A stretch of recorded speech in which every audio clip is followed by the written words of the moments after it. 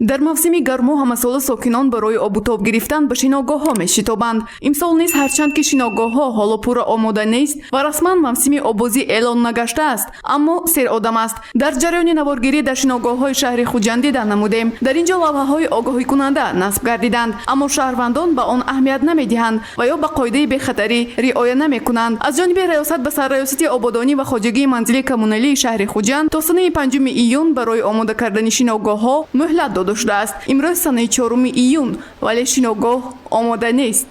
аксарияти шиногоҳҳо, обутобгоҳҳо ва иншоотҳои истироҳатӣ, фароғатӣ бо корҳои сохтмонӣ машғул буда барои қабули ташрифоварандагон омодагӣ рафта истодааст ва айни ҳол аз ҳисоби вобаста ба паҳншавии бемории коронавирус муваққатан қабули ташрифоварандагон қатъ карда шудааст.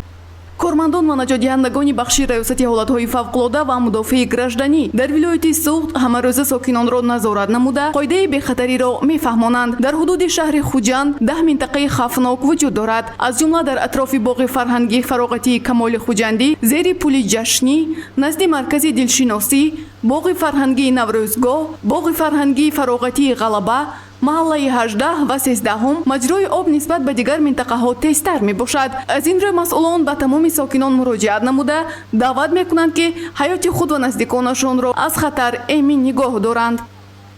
аз ҷониби гурӯҳи корӣ тамоми обутобгоҳҳо, шиногоҳҳои соҳили дарёи Сир ва баҳри Тоҷик ки дорои ҳавзҳои сунъӣ ва ҷойҳои фароғатию истироҳатӣ доро мебошанд, дар шаҳру ноҳияҳои Хуҷанд, Гулистон, Бӯстон, Исфара, Конибодом аз назар гузаронида шуд ва бо шахсони масъулашон воҳориҳои мухталиф ва корҳои фаҳмондадиҳӣ гузаронида шуд. дар ҷараёни наворгирӣ бо кормандони раёсати кумитаи ҳолатҳои фавқулода ва мудофии гражданӣ аз шиногоҳи саёди шаҳри Гулистон дидан кардем. Вазъият дар ин мавзеъ низ нигарон кунанда буд.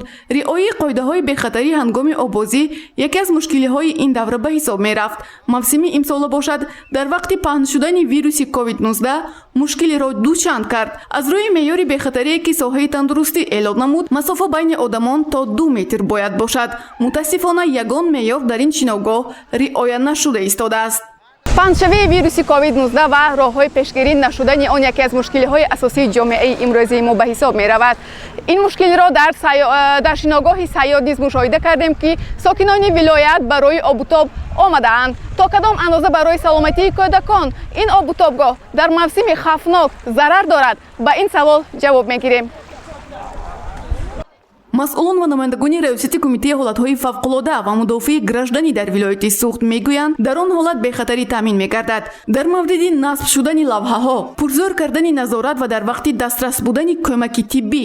новаста аз гузарондани корҳои фаҳмондадӣ, яъне ки ҳамарӯза аз ҷониби кормандони раёсат дар бахши Гулистон бо истироҳаткунандагон корҳои тарғиботӣ, ташвиқоти ҷиҳати пешгирӣ ва паҳншавии бемории коронавирус, риояи қоидаҳои шиноварӣ, аксияҳо, корҳои тарғиботӣ гузаронида мешавад. новобаста аз гузарондани корҳои мазкур дар рафти рейдҳо муайян гардид ки бештари аксарияти истироҳаткунандагон аз шаҳру навоҳӣ ташриф оварда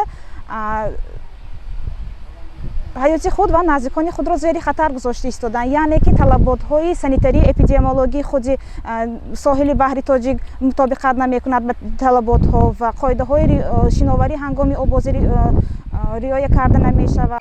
дар шиногоҳ хурду калон новобаста аз паҳн гардидани COVID-19 обутоб гирифтанд. дар як пурсише сабаби риоя накардани қоидаҳои бехатариро пурсон шудем. کجا بیداری؟ اکنون تازه خواه گفته همینجا میبینده هوای تازه و بچه ها بازی کردن به همینجا گشت چه زده اکنون ابی ویروس ها باشد اما ما میرسه خیلی نسبی نمیدانیم ما که دیدیم ما نه همینه اما باور دکده ابی با بچه ها آوردیم همین با بازی بر همون بین قاب نکیم مخاله дар вақти пандемия назорат дучанд гардид. кормандон ва наҷотдиҳандагони раёсат шабонарӯзӣ барои таъмини бехатарӣ фаъолият мебаранд. дар ин замина бояд сокинон низ ба маданияти шаҳрдорӣ ва қоидаҳои бехатарӣ риоя созанд.